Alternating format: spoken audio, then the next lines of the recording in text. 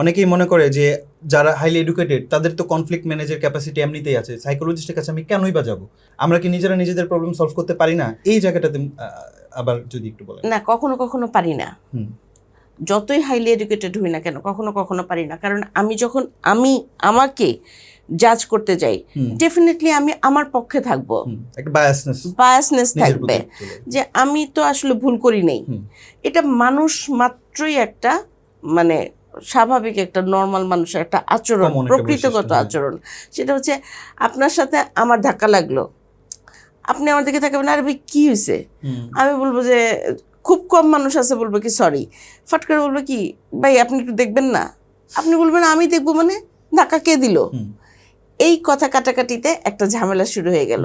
কিন্তু আমি যদি প্রথমেই বলি সরি ভুলে গেছে, এই যে কাপল কাউন্সিলিং এর ব্যাপারটা যে সরি ভুল হয়ে গেছে, এইটা তো আমি করি না।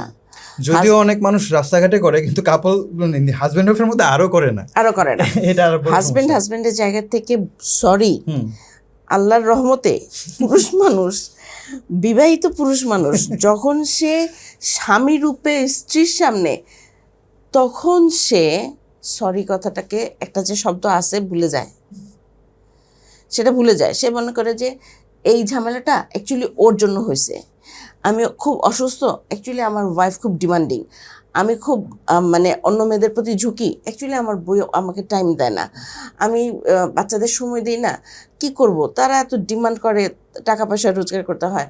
আচ্ছা আমি কি করব এখন, আমি ইন্টিমেট করব আমার ওয়াইফের সাথে, আমি বাইরে থেকে আসছি রাত্রেবেলা, স্বাভাবিকভাবে আমি তাকে চাচ্ছি, সে এখন ঘর গুছাইতেছে, রান্নাঘর সামলাচ্ছে, বাচ্চাদের ঘুম পাড়াচ্ছে।